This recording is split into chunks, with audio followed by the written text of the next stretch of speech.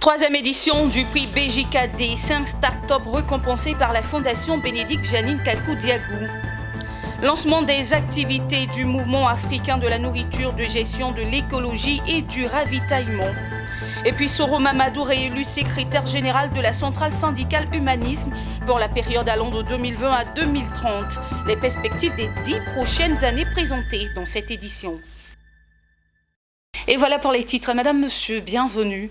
Les vainqueurs du prix BJKD de la 3e édition du jeune entrepreneur de l'année 2020, lancé par la Fondation Bénédicte Janine Kakou-Diagou, sont connus depuis ce samedi 19 septembre 2020.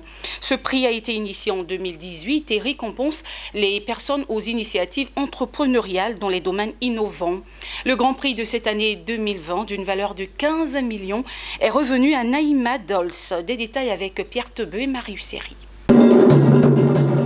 Samedi 19 septembre 2020 à Abidjan, c'est la finale de la 3e édition du concours Bénédicte Janine Kakou-Diagou de la Fondation BJKD. 10 jeunes sur scène ont défendu les uns après les autres leur projet devant un jury composé essentiellement de patrons d'entreprises rompus à l'exercice de la finance.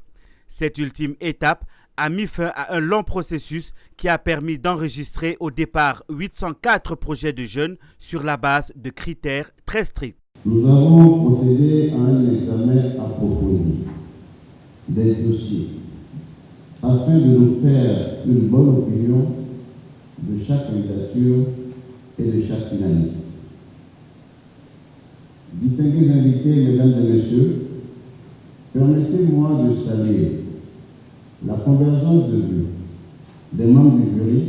5 catégories étaient mises en compétition. À l'issue des délibérations, le projet Naïma Dols, porté par Sarah Koulibaly, est reparti avec le premier grand prix d'une valeur de 15 millions de francs CFA. Permettre aux enfants de grandir avec des personnages qui leur ressemblent. Ovation nourrie, ovation nourrie. Pour ces 15 millions de... Je suis heureuse, je suis très émue et je suis fière de ce qu'on a pu réaliser aujourd'hui et d'avoir un accomplissement aujourd'hui. On va directement le réinjecter dans l'entreprise pour pouvoir impacter nos chiffres d'affaires assez rapidement et aussi acheter de l'équipement parce qu'on en a besoin. Le second prix, celui de l'innovation d'une valeur de 10 millions de francs CFA, est revenu à Principauté James Adjovi pour son concept sur les biopesticides. Le prix de l'entrepreneuriat féminin à hauteur de 5 millions de francs CFA est tombé aux mains de Ecoplast Innov avec le projet de collecte et recyclage de pneus usagés.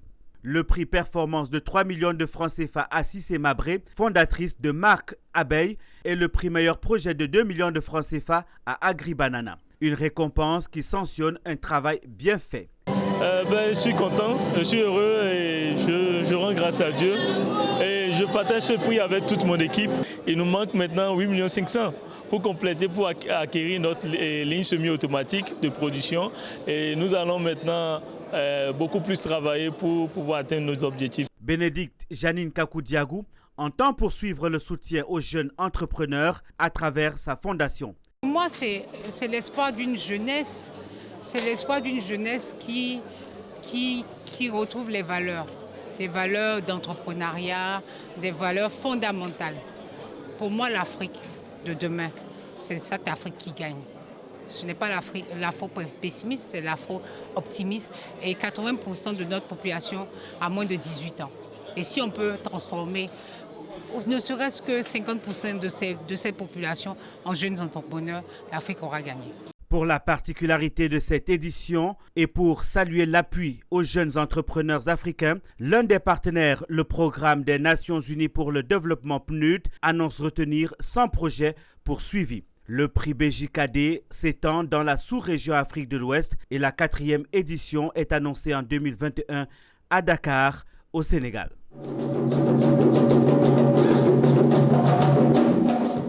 Il a été lancé ce week-end à Abidjan. Les activités du mouvement africain de la nourriture, de gestion de l'écologie et du ravitaillement en acronyme MANGER. Ce mouvement a pour objectif, entre autres, la mobilisation de financement de la jeunesse autour des activités agricoles de sauvegarde de l'écologie en Afrique. Des détails avec Mondésir Nascimento et Lyon Gilbert.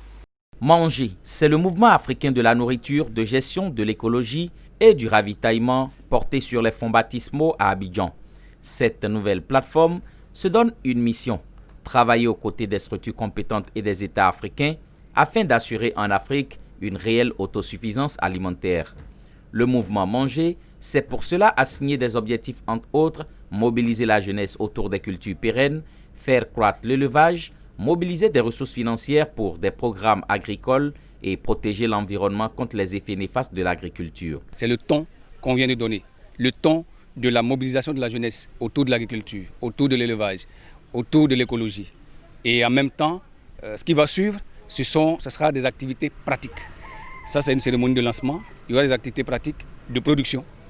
Nous allons produire, on l'a dit, du concombre, de la banane, du manioc. On sera sur les champs, on sera dans les campements.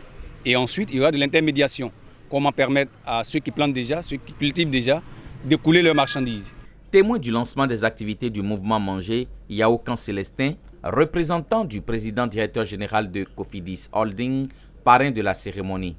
Il est venu rassurer du soutien du patron de Cofidis Holding. Cofidis Holding a décidé d'associer son image à la structure MANGER parce que par son directeur général, il est dans la promotion de la jeunesse.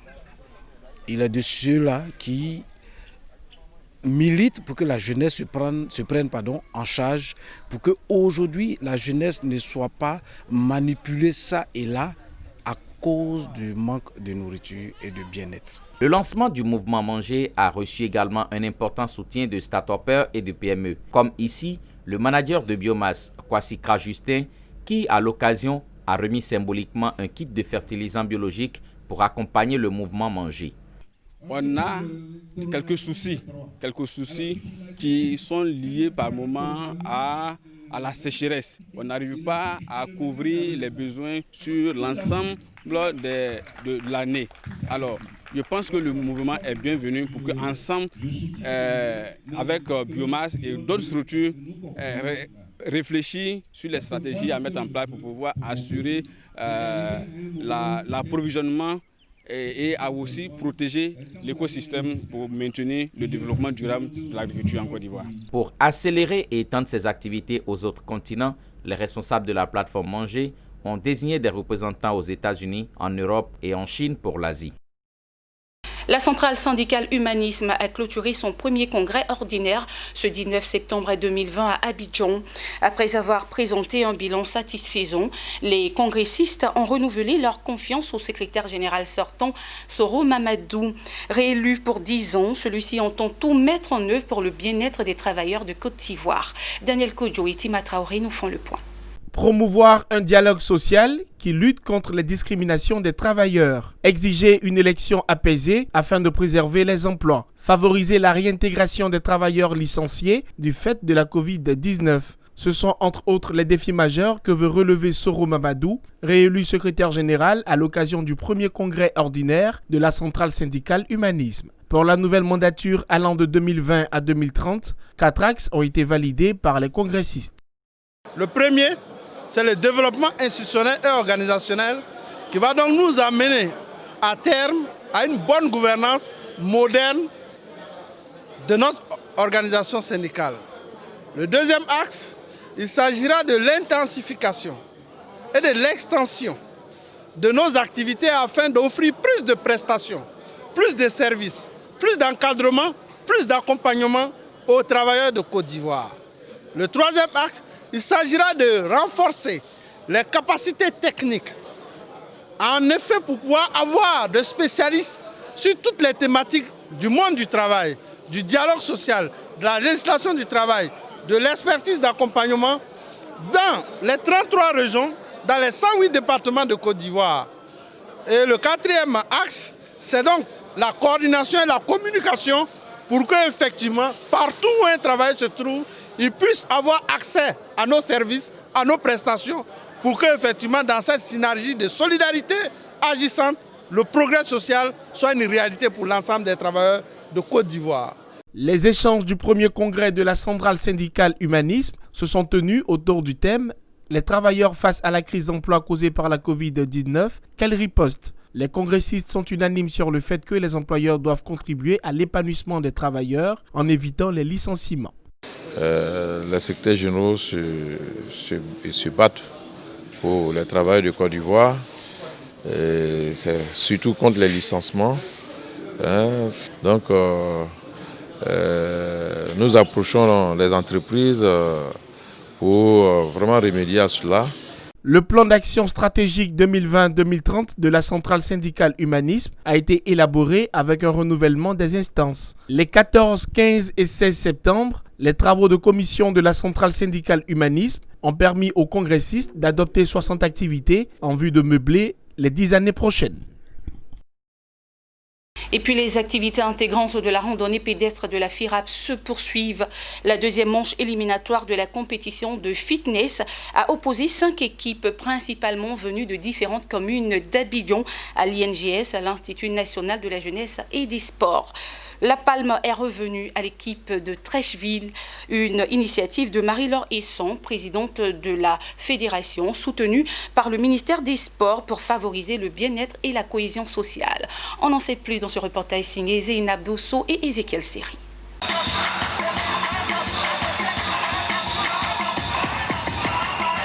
La deuxième manche éliminatoire des activités intégrantes à la randonnée pédestre s'est déroulée dans une ambiance bon enfant.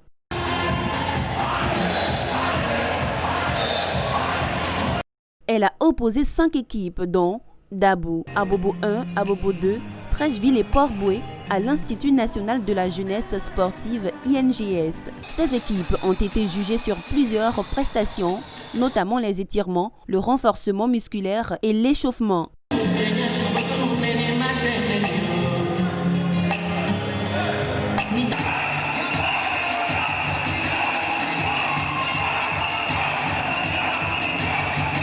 Pour avoir respecté l'esprit d'équipe et la synchronisation, l'équipe de Trècheville rafle la première place de la deuxième manche avec un total de 299 points sur 320. Elle est directement qualifiée pour la finale.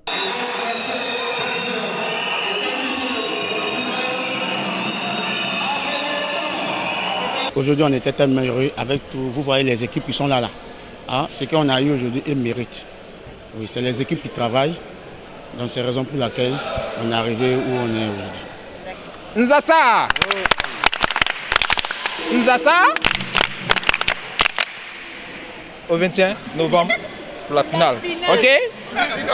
Les équipes d'Abobo 2 et Port-Boué, qualifiées pour la demi-finale, tenteront de se faire une place parmi les finalistes. La deuxième manche éliminatoire de la Coupe nationale des activités liées à la marche s'inscrit dans le cadre des activités 2020-2021 de la Fédération ivoirienne de randonnée pédestre et du bien-être pour tous. L'objectif est non seulement d'évaluer la performance des randonneurs après une formation de 2 ans, mais aussi de favoriser le bien-être. La première récompense de toute la population ivoirienne, de toutes les équipes, c'est le bien-être. Et par la suite, nous avons la coupe de notre ministre des Sports, la coupe d'Anwopolin, que je remercie au passage. Et aussi, nous avons des bons de formation pour l'équipe gagnante. Les encadreurs des différentes ligues, des différentes communes, des différentes équipes comprennent une chose, c'est un message. Le ministre Claude Danwopolin soutient de près cette initiative qui, au-delà de favoriser le bien-être, est source de cohésion sociale. La cohésion sociale dont parle tout le temps Monsieur le ministre, c'est bien, il y a le sport pour le bien-être, mais la cohésion sociale est très importante. Et aujourd'hui, on voit toutes ces équipes qui se retrouvent. Pour la première édition de la Coupe nationale des activités liées à la marche, ce sont au total 10 équipes partagées en 2 poules de 5 équipes. À l'issue des différentes compétitions, 3 équipes sont retenues pour la phase finale. Rendons-nous à présent dans le nord de la Côte d'Ivoire, plus précisément à Diawala, où les élèves et étudiants du village de Nafungolo ont initié des actions socioculturelles et sportives. C'était à l'occasion de la première sortie de l'Union fraternelle des élèves et étudiants ressortissants de Nafungolo. On en sait plus avec Daouda Ouattara dans un récit de Walter Kofi. Dans le département de Wangolo-Dougou, les élèves et étudiants ressortissants du village de Nafungolo se donnent la main pour le développement de leur localité. Réunis au sein de l'UFERNA, l'Union fraternelle des élèves et étudiants ressortissants de Nafungolo, ces jeunes ont initié plusieurs activités dans le village. Au programme, une opération village propre et un match amical de football, le tout animé par une caravane. Les populations de la localité ont exprimé toutes les satisfactions pour cette initiative.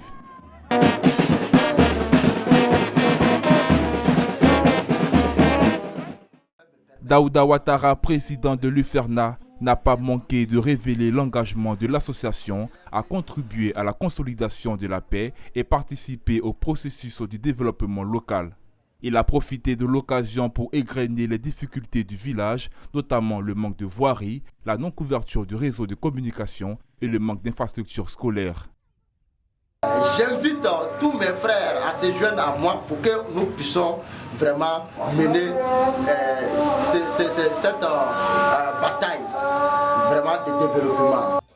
Le club socioculturel de Diawala, partenaire de l'événement, a lui aussi exprimé ses encouragements à cette jeune association. Nafungolo est un village situé dans la sous-préfecture de Diawala, à 32 km de la ville. Il fait frontière à l'ouest avec le Mali et à l'est avec le Burkina Faso.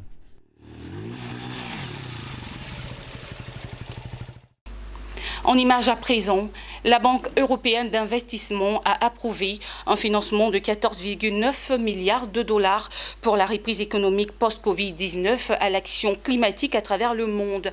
4,26 milliards de dollars de cette enveloppe seront consacrés aux investissements visant à renforcer les services publics, à améliorer la santé publique et à soutenir financièrement les entreprises les plus touchées par la pandémie de la Covid-19. Sur ce, se referme ce journal préparé par l'ensemble de la rédaction. Merci beaucoup de l'avoir suivi et portez-vous bien. Au revoir.